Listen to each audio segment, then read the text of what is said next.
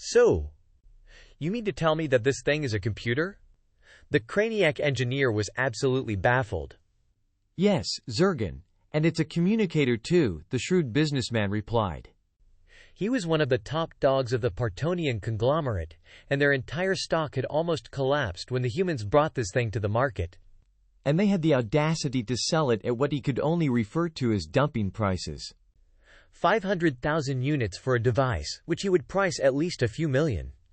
Insanity. The humans called it a necessity for everyone to own, but he just couldn't see the practicality. That amount of money could buy you a shuttle or a small house. Why would anyone want to carry a computer around? At least the humans had the decency not to make it fully interoperable with existing technology, so his stock somewhat recovered when investors found out the humans agreed not to flood the galactic market with cheap supercomputers in exchange for some other technology. It was just a temporary fix for his company, and he knew that eventually things would change. If rumors were true, humans had even built sentient machines to do their daily chores. How powerful is it? Asked the Craniac with a tone of disbelief, fidgeting around with the device. My boys tell me it's about the same as a last-generation ship computer. And I need you to find out what's making it tick, he replied. That's not possible. In order to make a device this small, that powerful, it would need to break the QRA barrier. There is no optimization that could fix that.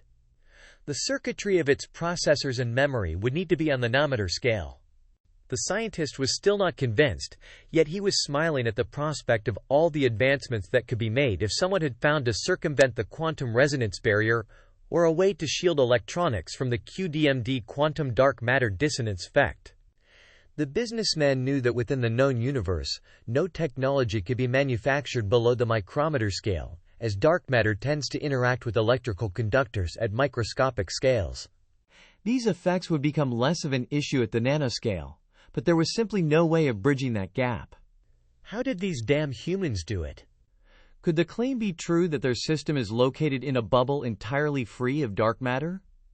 The Sol system was completely off limits to anyone attempting to get even close, but that wasn't really much of a concern to the humans, since nobody was crazy enough to venture into that deadly part of the Orion arm. No. There was some ruse, and the humans must be hiding their true intentions and true home planet's location for some nefarious reason.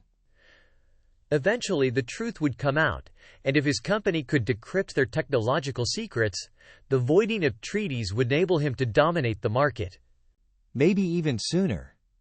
A grimace on his face appeared that could be interpreted as a grin for his species.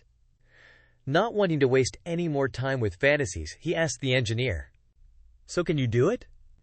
Can you find out how this thing works?" I don't know how it circumvents the QRA, but it does. Why didn't your people figure it out? Surely a company the size of yours doesn't need to hire outside help for research. Is there something you're not telling me? Asked the scientist with quite a bit of skepticism. They couldn't do it.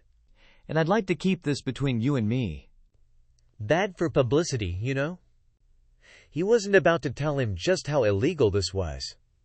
His government, like all the others, had agreed not to attempt to reverse engineer any of the human technology, but he couldn't just sit around wondering while they figured out all of the galactic know-how.